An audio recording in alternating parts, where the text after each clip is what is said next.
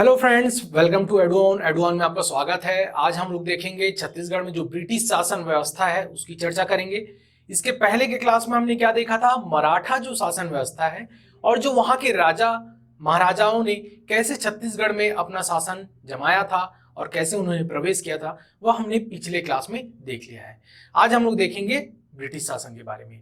British शासन की शुरुआत करने से पहले जो मराठा शासन में आखिरी जो राजा होते हैं उनकी चर्चा कर लेते हैं और कैसे ब्रिटिश जो अधीक्षक होते हैं वो प्रवेश करते हैं। तो आखिरी जो राजा होते हैं उस समय मराठा के या भोसला वंश के जो शासक होते हैं उसमें होते हैं रघुजीत तृतीय। रघुजीत तृतीय का कोई पुत्र नहीं होता, कोई आगे इनका वारिस नहीं होता जो शासन व्यवस्था को संभाल सके। और इसी समय जो अंग्रेज हैं पूरे भारत में हड़प नीति की शुरुआत करते हैं और इस हड़प नीति की शुरुआत करते हैं। उनका नाम है गवर्नर जनरल, जिनका नाम है लॉर्ड डलहौजी। लॉर्ड डलहौजी के द्वारा 1854 के आसपास यहाँ पर हड़प नीति की शुरुआत करते हैं। और इस हड़प नीति में क्या होता था कि अगर किसी राजा का कोई पुत्र ना हो, कोई भी अगर वारिस ना हो, तो उनका जो शासन है वह अंग्रेज अपने अधीन कर लिया करते थे।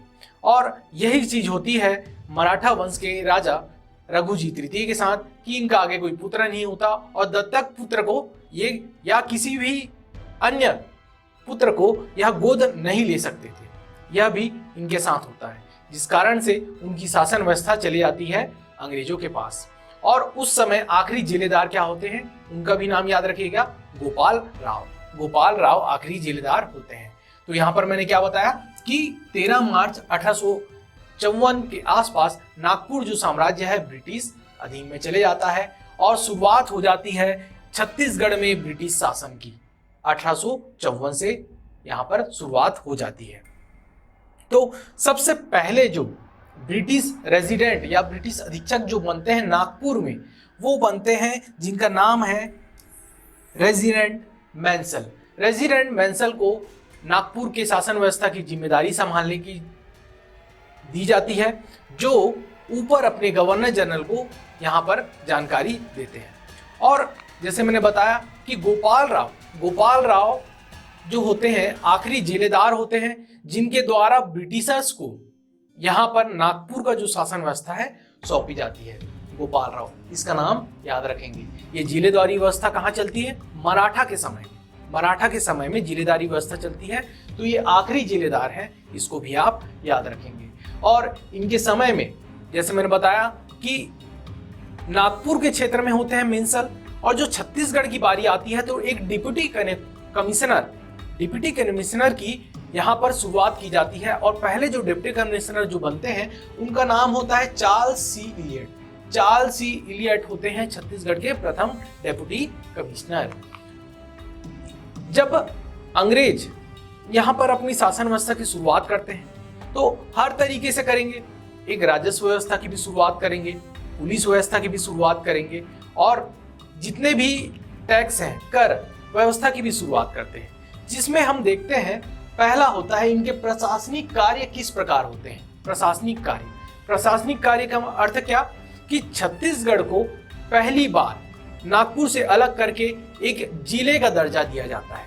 जिले का दर्जा यहाँ पर देखेंगे 1855 में ब्रिटिश सरकार के द्वारा छत्तीसगढ़ को एक जिले का दर्जा दिया जाता है और एक पुलिस अधीक्षक की भी नियुक्ति की जाती है। और डेप्यूटी कमिश्नर के बारे में तो मैंने बताया ही। डेप्यूटी कमिश्नर कौन है, चार्ल्स सी इलियट कौन है, डेप्यूटी कमिश्नर छत्तीसगढ़ के बनते हैं। दूसरी बात क्या, डेप्यूटी कमिश्नर की सहायता से यहाँ पर प्रावधान किया जाता है कि यहाँ पर सहायक कमिश्नर भी उनकी सहायता के लिए, डेप्यूटी कमिश्नर की सहायता के लिए नियुक्त किए जाएंगे। और ये सहायक कमिश्नर की खासियत क्या होती थी कि ये जो पद है इसमें जो नियुक्तियां होंगी वह होगी केवल भारतीयों की। इस सहायक कमिश्नर में किसकी नियुक्तियां होगी, सिर्फ भारतीयों की नियुक्तियां की जाएगी। और छत्तीसगढ़ में उस समय जो सहायक कमिश्नर बनते हैं, एक तो बिलासपुर में और एक रायपुर में। बिलासपुर में जो बनते हैं उनका नाम होता है गोपाल राव, जो आखिरी जिलेदार होते हैं, और रायपुर में जो बनते हैं उनका नाम होता है मोहिबूब उल हसन। ये दोनों नाम आप याद रखेंगे, आपको पूछा जा सकता है। अगली जो जानकारी मिलती है ब्रिटिश कालीन व्यवस्था में, वह मिलती है तहसीलदारी व्यवस्था।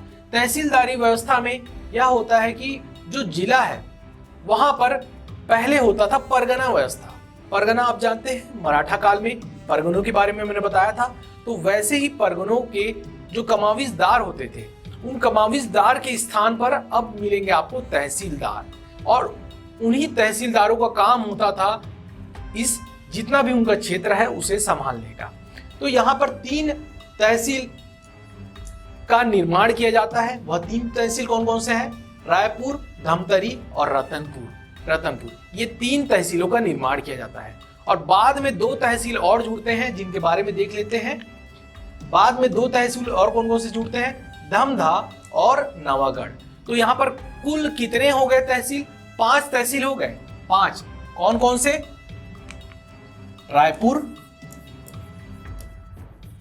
रायपुर, धमतरी और रतनपुर। ये पहले के 3 बने, 3 ये बने, और इसके बाद जो 2 जुड़े वो धमधा और नवागढ़। तो कुल हो गए आपके 5 तहसील। 5 तहसील का निर्माण ब्रिटिश काल में हुआ था, जिसमें हम देखते हैं कि इस तहसीलदारी व्यवस्था की शुरुआत हुई थी या स्थापना पुनर्गठन हुआ था, वह हुआ था 1857 में। 1 फरवरी 1857 में हुआ था। और बाद में ये जो धमधा आप देख रहे हैं, धमधा के निकट ही था दुर्ग। तो दुर्ग में ट्रांसफर कर दिया गया था तहसील को, और दुर्ग को तहसील का मुख्यालय भी बना के दिया गया था। तो इस चीज को आप ध्यान रखेंगे कि धमधा की जगह बाद में क्या कर दिया गया? दुर्ग को तहसील बना दिया गया। और क्या जानकारी मिलती है हमें कि प्रत्येक प्रमुख तहसीलदार होता था, इस चीज को मैंने बता दिया। और परगना व्यवस्था में जैसे मैंने बताया था कि परगना व्यवस्था में क्या चेंजेस हुए कि कमाविजदार की जगह क्या आ गया? तहसीलदार आ गया। अब आगे जो हम देखेंगे वह व्यवस्था है ताहूतदारी प्रथा। ताहूतदारी प्रथा जब मराठा काल मैंने पढ़ाया था उस समय बताया था कि कैप्टन सैंडिस का जो काल चलता है उस समय पे शुरुआत की जाती है ताहूतदारी प्रथा की। और उस समय 3 जो है, 2 जो है ताहूतदारी या ताहूतदार का निर्माण होता है। एक है आपका लोरमी, यहां पर लोरमी, और दूसरा है तरिंगा। लोरमी और तरिंगा का निर्माण किया जाता है कैप्टन सैंडिस के काल में। उसके बाद जब मराठा काल आता है, मराठा काल जब रघुजी तृतीय का काल आता है, ये करीबन है 1830 से 1854 के आसपास। तो उस समय 2 और ताहूतदारी का निर्माण किया जाता है, जिसमें आता है सिरपुर और लवन। अब जब 1854 की बारी आती है, अंग्रेजों की बारी, और डेप्यूटी कमिश्नर कौन है? चार्ल्स सी इलियट। नाम बार बार याद करवा रहा हूं, चार्ल्स सी इलियट का समय आता है, कप्तान इलियट का। तो इनके द्वारा 3 ताहूतदारी की निर्माण की जाती है। एक है सिहावा, खल्लारी और संजारी। नाम याद रखेंगे, सिहावा, खल्लारी और संजारी। बार बार सिहावा, खल्लारी, संजारी, इसको एकदम आप रट लीजिए, क्योंकि आपका प्रश्न ऐसे ही प्रश्नों से बनेगा कि मराठा काल में कौन से ताहूतदारी का निर्माण किया गया, ब्रिटिश काल में कौन से ताहूतदारी का निर्माण किया गया। तो आंसर आपको एकदम बिल्कुल पता होना चाहिए। अगला जो हम देखेंगे कि परगने जो हैं उनका पुनर्गठन होता है। एक तो है जो मराठा काल में हमने देखा था, और जो ब्रिटिश काल की व्यवस्था आती है तो उस समय भी जो पुराने परगने होते हैं उनके स्थान पर नए परगनों का निर्माण किया जाता है, जिसमें हम देखते हैं पुराने कौन कौन से थे? राजरो, लवन और खल्लारी। इन तीनों को परिवर्तित करके 4 परगनों का निर्माण किया जाता है। तो 4 परगने कौन कौन से हैं? गुलू, मारो, सिंगा और बीजापुर। ये 4 परगनों का निर्माण यहाँ पे कर दिया जाता है। और परगनों के बाद हम देखते हैं कि जिलेदारी व्यवस्था की यहाँ शुरुआत होगी। जिलेदारी व्यवस्था की यहाँ शुरुआत होगी। तो जिलेदारी व्यवस्था में हम देखते हैं कि 2 नवंबर 1861 को यहाँ पर बनाया जाएगा मध्य प्रांत का गठन किया जाएगा।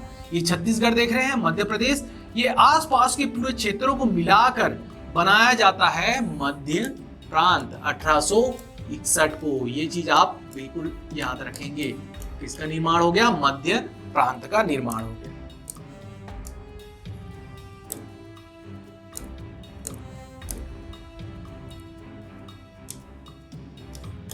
मध्य प्रांत का निर्माण यहाँ पर किया जाता है 1861 में। और 1862 में बनाया जाता है संभाग। छत्तीसगढ़ को एक स्वतंत्र संभाग घोषित किया जाता है 1862 में। और जब छत्तीसगढ़ स्वतंत्र संभाग बन जाता है तो इसके अंतर्गत कुछ जिलों का भी निर्माण होता है, जिसमें होते हैं रायपुर, बिलासपुर और संबलपुर। रायपुर, बिलासपुर और संबलपुर। अब संबलपुर के बारे में एक चीज बता दूं, ये वर्तमान में कहाँ है? उड़ीसा में है। वर्तमान में उड़ीसा है, परंतु उस समय क्या होता था, यह छत्तीसगढ़ में गिना जाता था।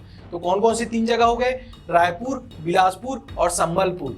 और जो छत्तीसगढ़ को जब संभाग बनाया गया तो इसका मुख्यालय बनाया गया था रायपुर को। और जब मध्य प्रांत बना तो एक कमिश्नर व्यवस्था शुरू होती है, जिसमें हम देखते हैं कि चीफ कमिश्नर यहाँ पर बनाया गया। चीफ कमिश्नर, तो यहाँ मैप से समझ जाइए, यहाँ पर क्या हो गया? मध्य प्रांत का निर्माण हो गया 1861 में। और 1862 में क्या हो गया? छत्तीसगढ़ को एक संभाग का दर्जा दे दिया गया। उसके बाद हम देखेंगे कि एक भौगोलिक परिवर्तन आता है 1854 के बाद से लेकर 1905 तक सुशासन व्यवस्था बराबर चलते रहती है, परंतु पूरे भारतवर्ष में उस समय बंगाल के ओर एक विभाजन होता है, जिसे हम बंगाल विभाजन के नाम से जानते हैं। और यह करता कौन है? Viceroy Lord Curzon. Viceroy Lord Curzon के द्वारा बंगाल का विभाजन करता है। तो जब ये बंगाल का विभाजन होता है तो छत्तीसगढ़ में भी इसका प्रभाव हमें देखने मिलेगा। छत्तीसगढ़ के क्षेत्र में प्रभाव देखने मिलता है। तो वह प्रभाव कैसे कैसा है? कौन कौन से क्षेत्र उधर जाते हैं बंगाल की ओर, कौन से छत्तीसगढ़ में मिलते हैं, इस पे प्रश्न बनता है। तो उसे हम देख लेते हैं। तो 1905 का जब बंगाल विभाजन होता है तो संबलपुर जिला जो है, जैसे मैंने बताया था 3 जिले हैं, रायपुर और दूसरा कौन सा बताया था मैंने? संबलपुर के बारे में। तो संबलपुर जो है चला जाता है उड़ीसा। यहाँ छत्तीसगढ़ से लगा हुआ क्षेत्र कौन सा है? उड़ीसा का क्षेत्र होता है। तो इस उड़ीसा के क्षेत्र में संबलपुर चला जाता है। और संबलपुर के जगह में जिले में कौन कौन सा जगह होता है? पटना, सोनपुर, रायखोल, बामरा और कालाहांडी। ये पूरे जो जगह है उड़ीसा में शामिल कर दिए जाते हैं। और इसके एवज में छत्तीसगढ़ को भी कुछ जिले मिलते हैं। छोटा नागपुर का जो पठार है उस क्षेत्र में कुछ जगह होते हैं, रियासत होती है। एक तो चांग बखार, कोरिया, सरगुजा, उदयपुर, जसपुर। ये 5 जो रियासतें हैं छत्तीसगढ़ को मिलती है, इस संभाग को मिलती है। और ये कहाँ कहाँ है देख लीजिए, कोरिया है, सरगुजा है, जसपुर है। और इसी क्षेत्र में पड़ता था चांग बखार और दूसरा आपका उदयपुर। ये सब ऊपर के क्षेत्रों में ही मिलेंगे। तो इन्हें जोड़ा जाता है। ऊपर का जो क्षेत्र है उसे बाद में मिलाया गया जब 1905 में बंगाल का विभाजन हुआ, तो उसके समय। तो इस कारण से यहां पर हमें देखने मिलेगा पूरा एक परिवर्तन। इसीलिए यहां पर लिखा क्या है? भौगोलिक परिवर्तन। भौगोलिक परिवर्तन आपको छत्तीसगढ़ में देखने मिल गया। तीसरी चीज कि 1906 में दुर्ग को एक जिला भी बना दिया गया। दुर्ग को एक जिला बना दिया गया। तो अब 3 जिलों का निर्माण हो गया, रायपुर, बिलासपुर और दुर्ग। रायपुर, बिलासपुर और दुर्ग। ये भौगोलिक परिवर्तन हमें देखने मिला। इसके बाद जो ब्रिटिश व्यवस्था है उसमें इनकी पुलिस व्यवस्था जो है, पुलिस व्यवस्था, पुलिस प्रशासन, इसका भी चर्चा बहुत किया जाता है। क्योंकि मराठा काल में तो वैसा नहीं था। जब ब्रिटिशर्स आते हैं तो उनके द्वारा ही तो शुरुआत की जाती है एक अच्छे पुलिस प्रशासन व्यवस्था की, ताकि जो चोर लुटेरे हैं या डाकू हैं, उस समय बहुत ज्यादा लूटपाट होती थी। पिंडारियों के आक्रमण के बारे में भी आपने मराठा के समय में पढ़ा था। तो इस तरह के मराठाओं को या जो पिंडारियों के आक्रमण को रोकने के लिए क्या किया गया? इन्होंने पुलिस शासन व्यवस्था की शुरुआत की। अब पुलिस शासन व्यवस्था से शुरुआत होने से क्या होगा? इनकी सुरक्षा बेहतरी होगी, या इनका जो पैसा, क्योंकि अब ऐसा नहीं है कि जो ब्रिटिशर्स हैं धीरे धीरे वो हर क्षेत्र में अपना राजपाट या बोलना चाहिए अपनी सत्ता बनाने लग गए थे, और अपना केंद्र और जो जितने अधीक्षक होते थे उन्होंने अपना घर बनाना शुरू कर दिया था। तो एक सुरक्षा की बात होती थी। इस कारण से भी पुलिस प्रशासन की शुरुआत यहां पर की जाती है। तो पुलिस प्रशासन में हम देखते हैं कि पुलिस मैनुअल कोड की शुरुआत होती है 1858 में। 1858 में छत्तीसगढ़ में पहली बार इसे लागू किया जाता है। और मैनुअल कोड में क्या होता था कि कैसे पुलिस को एक अनुशासन में रहना है, कौन कौन से नियमों का पालन करना है, एक नियमावली ये होती थी। और 1862 में एक पुलिस अधीक्षक भी यहाँ नियुक्त किया जाता है। तीसरी जानकारी मिलती है कि रायपुर जो जेल है उसका निर्माण किया जाता है 1854 में। वर्तमान में भी आप जो देख रहे हैं यह 1854 का बना हुआ है। तो 1854 में रायपुर जेल का निर्माण किया जाता है। और बिलासपुर जेल की बात की जाए तो 1873 में उसका निर्माण किया जाता है। 1873 में बिलासपुर में और 1854 में कहाँ, रायपुर में। इसी के साथ ही साथ जब न्याय व्यवस्था की बात होती है, ब्रिटिश काल में जो न्याय व्यवस्था की बात होती है, तो उसके लिए पंजाब का सिविल कोड को आधार बनाया जाता है। उस समय जो पंजाब में सिविल कोड चलता है उसका आधार बना के छत्तीसगढ़ में भी न्याय व्यवस्था को संभालने की बात होती है, जिसमें हम देखते हैं कि डिप्टी कमिश्नर जो है उसे दीवानी और फौजदारी दोनों मामलों को संभालने के लिए कहा जाता है। और जो डिप्टी कमिश्नर है या तहसीलदार होता था उस समय, इनके पास यह अधिकार होता था कि किसी भी व्यक्ति को ये फांसी की सजा छोड़कर या मृत्यु दंड छोड़कर ये आजीवन कारावास तक की सजा दे सकते थे। और यदि अगर उसको मृत्यु दंड देना भी हो, फांसी की सजा देनी भी हो, तो यह ऊपर जाता था। गवर्नर जनरल, वायसराय जो होते थे उस समय, उनके पास ये बात भेजी जाती थी, उसके अनुसार ही कार्य होता था। तो ये क्या हो गया, पुलिस शासन व्यवस्था। और जब लॉर्ड डलहौजी का समय चलता है तो डाक व्यवस्था की शुरुआत भी होती है। डाक व्यवस्था, पीडब्ल्यूडी, जितने भी विभाग हैं उसमें डाक व्यवस्था की शुरुआत होती है। और डाक व्यवस्था में रायपुर में पहली बार स्मिथ को पोस्ट मास्टर बनाया जाता है। स्मिथ को नाम याद रखेंगे, 1857 में स्मिथ को पोस्ट मास्टर बनाया गया। कहाँ, डाक व्यवस्था के अंतर्गत। ये बिल्कुल पूछा हुआ प्रश्न है। और इसके अलावा भी हम देखेंगे कि एक इकोनॉमी फैक्टर जो अर्थव्यवस्था से भी संबंधित है वह है राजस्व व्यवस्था। राजस्व व्यवस्था के अंतर्गत ब्रिटिश काल में अब पैसा भी तो चाहिए, शासन व्यवस्था चला रहे हैं तो यहाँ से पैसा ही तो निकालना है। तो इनके पास जमीन होती थी, जमीन को दिया करते थे और उससे कर लिया करते थे। कुछ अलग अलग जो इनके मद होते थे जहां से पैसे कलेक्ट करते थे वो कुछ 4 थे। एक था भू राजस्व, आबकारी, सायर जिसे चुंगी कर के नाम से जानते हैं, और पंडरी। ये 4 जो कर हैं ये लिया करते थे। भू राजस्व से समझ गए आप कि जमीन जो है लीज वीज में अगर दे दिया, किसी किसानी के लिए दे दिए, तो वह हो गया भू राजस्व, जमीन का पैसा लेना वहां से शुरुआत कर दिए। दूसरा जो है यहाँ पर आबकारी मादक पदार्थों में अभी भी जानते हैं कि सबसे ज्यादा जो टैक्स लिया जाता है या जहां से टैक्स निकाला जाता है वह होते हैं मादक पदार्थ या शराब या जितनी भी चीजें होती हैं उसे क्या कहते हैं हम, मादक पदार्थ। तो मादक पदार्थों का यहाँ पर आबकारी टैक्स या कर लिया जाता था। तीसरा जो है चुंगी कर, जिसे सायर के नाम से जानते थे। तो चुंगी कर क्या होता था, चुंगी कर जैसे रोड टैक्स आप समझ लीजिए, अगर किसी रास्ते पे आप गुजर रहे हैं तो उस रास्ते में अगर आप सामान ले जा रहे हैं, आना जाना कर रहे हैं, तो उसका एक कर पटाया जाता था जिसे चुंगी कर के नाम से जानते थे। और लास्ट जो है पंडरी क्या होता था, गैर कृषि कार्य अगर आप किसी भूमि पर कर रहे हैं या कुछ गैर किसानी छोड़कर या फसल से संबंधित कार्य आप नहीं कर रहे, तो उससे संबंधित जो कर था वह था गैर कृषि कर, जिसे हम पंडरी के नाम से जानते हैं। और इनके समय में एक अच्छी व्यवस्था थी या जिसका नाम आता है दस्तूर उल आलम, जो राजस्व व्यवस्था की एक नियमावली थी कि कैसे कर लिया जाएगा और कैसे शासन व्यवस्था की जाएगी। अगली जो है कि उस समय ब्रिटिश काल में या ब्रिटिश काल के पहले चलता था नागपुरी रुपया चलता था।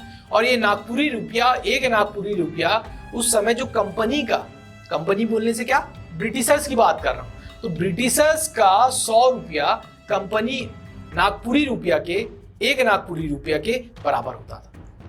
जैसे क्या बताया मैंने, 100 कंपनी का जो रुपया होता था वह होता था 1 नागपुरी रुपये के बराबर, 1 नागपुरी रुपये के बराबर होता था।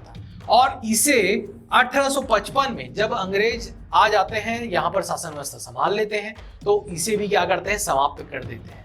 तो इस प्रकार क्या देखा हमने, अर्थव्यवस्था देख ली, पुलिस प्रशासन देख लिया, इनके द्वारा जितने भी तहसील बनाए गए, परगने बनाए गए, जितना भी पुनर्निर्माण हुआ, उसमें से एक प्रश्न आता ही है। तो यहाँ पर क्या देखा हमने, ब्रिटिश शासन व्यवस्था। अब आगे देखेंगे कि इनके काल में भी तो विद्रोह होंगे, आदिवासी विद्रोह होंगे या आगे जो जितने भी विद्रोह होते हैं उसकी चर्चा हम अगले नेक्स्ट क्लास में करेंगे। इसके पहले मैं बता दूं कि आपके लिए हम नोट्स भी प्रोवाइड करते जाएंगे। तो एडुऑन का ऐप आप डाउनलोड करके रखिएगा, जहां से आपको ये सब जानकारी मिलेगी। इसके साथ यह वीडियो मैं समाप्त करूंगा। धन्यवाद। जय छत्तीसगढ़।